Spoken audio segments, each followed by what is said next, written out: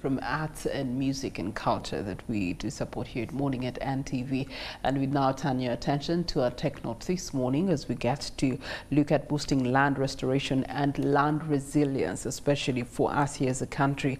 Uganda, significance of the World Environmental Day 2024 that is coming up on the 5th of June. What does it look like, especially in regards to the fact that the environment around us has completely changed over the course of time? We're seeing uncertainty in our weather patterns now, something we never thought we'd see of. We're seeing water levels rising and reclaiming their territory, if we can put it right. And so it begs the question, the ecosystem as it was previously, is it speaking to us as humanity that we need to go back and recollect the time? Can we turn the time back? Hopefully from this conversation we can have an answer to that. All of the world ecosystems are actually being threatened, from forests to drylands, from farmlands to lakes, natural spaces on which humanity's existence is actually dependent. They are reaching a tipping point. And when you look at the UN Convention to Combat Desertification, up to 40% of the planet's land is degraded. This is directly affecting half of the world's population, including you and myself. Now, the number and duration of droughts has actually also increased by 29% from 2000. And without urgent action, droughts may actually affect over 3/4 of the world's population.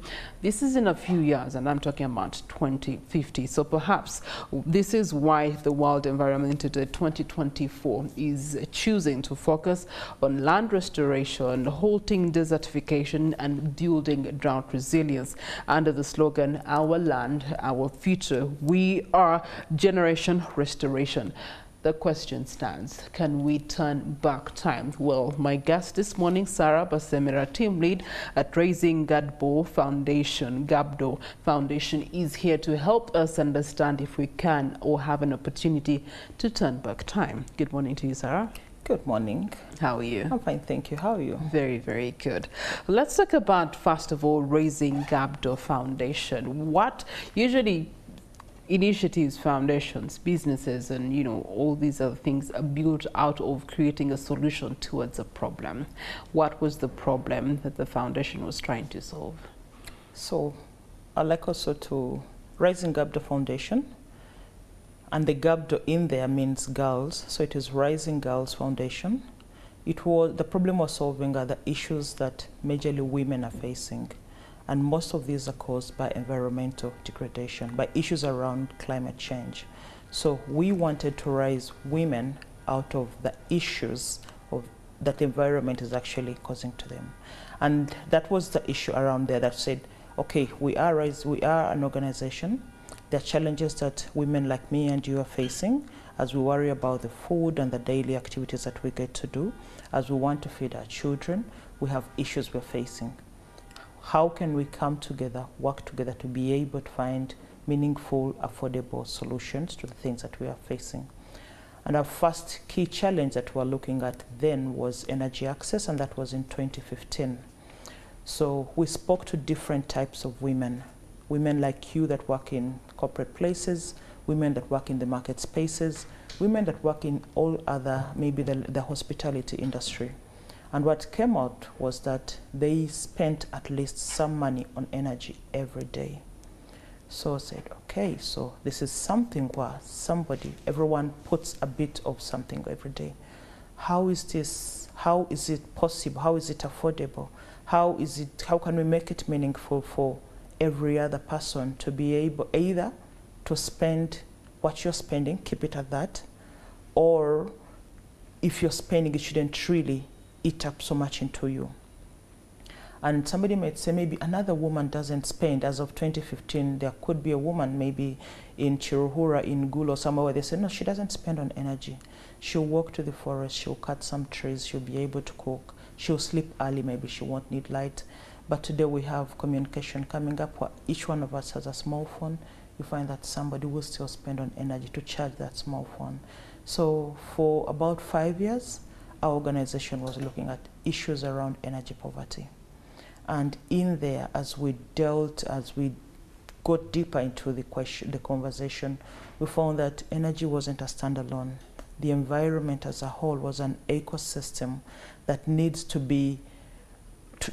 a clear response for us to be able to solve the energy issues that we're facing. We found that maybe people like you can afford to call that person until they make a delivery, you pay with the phone. Right. That's not an option that somebody else actually has. They need to put in 4, 5, X hours to work and be able to find the energy solutions that they need. So the things that was our key issue, and every single year it got deeper and deeper until asking people if they had energy issues was no longer relevant, because somebody looks hungry and you're asking them how they will cook their food, and you're asking them if they charge their phone or if they will even charge their phone. The current need was no longer energy, it was food. People are hungry. My children didn't have supper.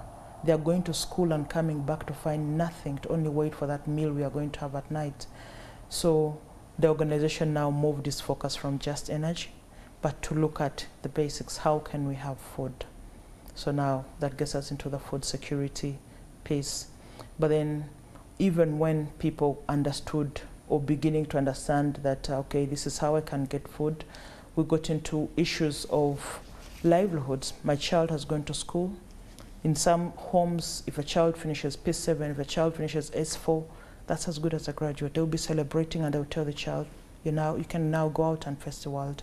For some of us, it's degree after degree, but there are many homes, many children that finished senior 4 last year, and that is it. They are now out in the world trending. So we look at how can we create livelihood opportunities that are going to lead into food security, but then also going to lead into energy security. So now that gets us into livelihoods as our third pillar, Raising Gabdho Foundation. But which livelihoods we're looking at are green livelihoods. How can I tell the senior 4 child that, okay, you finished school, you don't have a chance for further education, but you can acquire a green skill, for example. You can get into teaching things around for environmental protection or food, growing green foods or things like that, to be able to support the ecosystem. You'll earn some money, but together we'll deliver to a global area of interest. That is a space, the third space where we are right now. But then there is the other one is, how do we get people to know about all these conversations? You're worried about food security, you're worried about energy poverty, you're worried about green livelihoods, but how do we get people to know? Now we get into the green communication skills. So we are interesting also, as part of our skilling program, we are interesting people to think about communication not just as everyday communication. Everybody would love to do what you're doing, but that seat can only take so many people at a particular time. Where will the rest of the people aspiring to sit in there be? People saying, I want to be a presenter, I want to be a fashion journalist. It can only take so much people. So we're telling people, you can actually be an environmental journalist. You can be a climate action, something like that. And working with different people, you have interest in the camera, you can tell the green story. You can make a living on that. So that is our third area, so that we are getting people now who will take this on as a skill, and as they tell their stories, different people are going to be interested to take action. So those are the things or the problems that have been growing over time that the organization is working on. Okay, which has presented you with an opportunity to first head on some of the pressing environmental challenges that we are facing as a country. And so I would like you to speak into some of those that are actually dire and pressing right now, that need to be attended to, especially in light of the ever-increasing urbanization that we're facing currently. We're going down instead of going up at the end of the day. I know. So if people, my age mates, I know we know ourselves. In 10, 15 years back, when we were trying to think of where to acquire a small piece of land, there are places we wouldn't go. But those places today are cities. I look at them and say, I didn't make this right decision. So the rate of urbanization, there are places which, if we told people that 15 years back was selling for about 3 million Uganda shillings, they wouldn't believe. And that only means that the rapid urbanization that you have spoken about that is actually eating up our places. So what are the issues coming out because of this? We are taking away all our, it's a big word, I love speaking small thing, but our carbon sinks. You would drive out of Kampala in about 10-15 minutes, you are in a green zone. Today you will drive properly before you find a space where you feel that the air is different.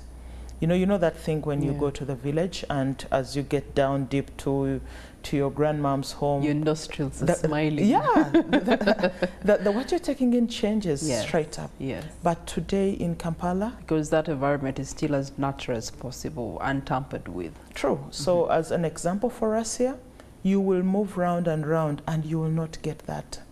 So you can imagine, and I call that a cleansing for the lungs. When you say we will not get that, I sort of disagree with you, because interestingly, the quote-unquote 3% or the wealthy in the country have realized that and have kept the environment relatively as natural as possible. So they'll have a standing house and will be surrounded by some trees, and they'll have that environment.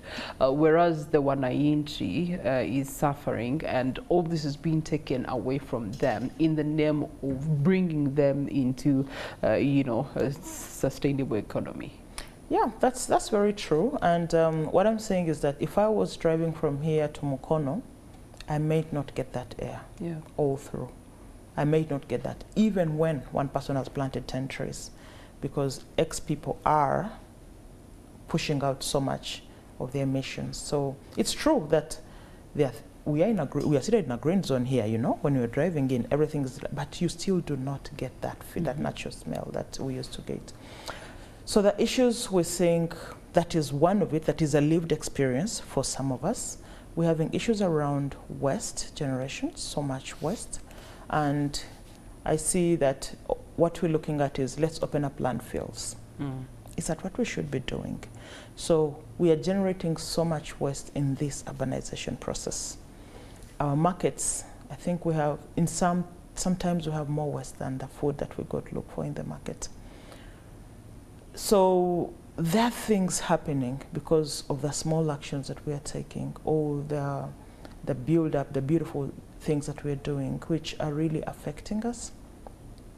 And maybe they're not things some people may not be looking at and saying, what is actually happening here? So urbanization has a lot of issues, but we need to look at it in a way, in the daily life of me and you. The areas around food security, we used to have our food, I think, coming from areas about 20-30 kilometers from here. Maybe today, the meal you had yesterday had to take a proper hours of travel, maybe 6-8 hours. Imagine a vegetable traveling all those hours for you to eat it. I think sometimes I say it's traumatized by the time you're even going to take it through the cooking process. So there are lots of things happening around urbanization. Okay. All right. From the UN perspective, this time round, they're wanting to focus on land restoration, desertification, and drought resilience. These are conversations that sound big and for the international community, and yet we have an opportunity to localize them. Let's localize them from your perspective. Yeah. So from my perspective, if I just speak on, for example, the West that we are talking about, and the lots of investment that we put in to manage the West. If you look at, not that we want people not to have jobs, because there are a number of people that are involved in that process, but there are means of actually managing that waste at source. From sorting it, I'll take a market, for example. One of the big markets you can imagine that normally have those heaps that are waiting to be picked. If we were sorting at market level, there are people who will come to say, we are going to pick this up. If we process, for example, we do composting at market level, it takes about 20 to 40 days of composting, but of course you are able to do continuous feeding. But if we're going to higher investments, you can do composting on source in 1 day, instant. That this heap, instead of being put on a lorry and taken somewhere where it is actually going to inconvenience people because of we know what comes out of that place, you can do processing and instantly get material out of there that we can now use to take back to our other land that is struggling. Because land is a human being, that's how I look at it. And as it feeds us, it's losing so much of its nutrients. So you imagine market X, that heap is immediately processed into something useful and taken somewhere to feed the soil so that we can continue having better land. That is one simple, basic localization pathway that can be done. But we also look at the other action if we want to take it from the corporate level, from our workspaces. You could say that I am seated here, I do not actually maybe go to the market or something like that. And we look at the number of organizations that we have that has kind of a large staff of employees. If we say, let's say, Nation Media has about, let's say, 600 people, and we decide to take stock silently, you send a small survey and ask how many of us have some land that is not utilized at all. You'll be shocked that maybe we can get up to half a square mile. Why? Because each of us, one of the things we do is buy that small piece of land that we never ever do a thing on. But a lot of things are happening. It's bare, so we're talking about degradation. So the winds are blowing, and until when you want to pass it on to your child, there's nothing much they can do from there. But if we say that as part of our environmental and social responsibility activity as an organization, this is what we are going to do. We're going to run a small survey, ask our staff to fill up and map and tell us where the different unutilized pieces of land are, and from there work with maybe an organization like Raising Gabdho or any other, and see how we can put into place measures to ensure that this land is, for example, afforested. The small places. Choose a standard to follow if we want to say we're doing some carbon credits from these small pieces. Map whatever we have put there, put small food forests, you can imagine. So in that regard, with the theme that we have for this year's World Environmental Day, Our Land, Our Future, #Generation Restoration, how does that speak to our generation and our responsibility as we close it? Yeah, so our generation, I would say our generation, our next generation, we just need to take action now, to think about it now, because without worrying about how much of the land is being degraded, if we forget the bigger part, but the cost that we are going to pay, or that we are going to continue to pay, is much higher. We've seen the cost of food rise every day, and it's going to continue rising if we do not decide to take action on these small pieces. So the generation today should be mindful of, what can I do? How do I want to maintain or to live a quality life that is sustainable within my means? And we need to look at this theme very deeply, but also look around ourselves. We do not need to overthink it like, oh, I do not have X land, I am not in any way something like I can do. Your veranda, your everything is still land. The soil that you sweep and throw in the bin every day, that is what we are talking about. What are you doing about it? Okay, what are you doing about it is the question that Sarah Basemera, team lead at Raising Gabdho Foundation, is leaving with you. #It is our generation that is meant to be doing the restoration with all the damage that has been done by the previous generations. So we cannot turn back time. That's where we stand. At least Sarah and I do agree, but we definitely have an opportunity to turn dirt into fertile land. We do have an opportunity to actually turn our environments into healthier environments for coexistence at the end of the day. That brings us to the end of this conversation. We take a short breather. When we return, Stephen Bide is with the pilgrims as they make en route Namgongo Martyrs Shrine this morning. Do stay with us.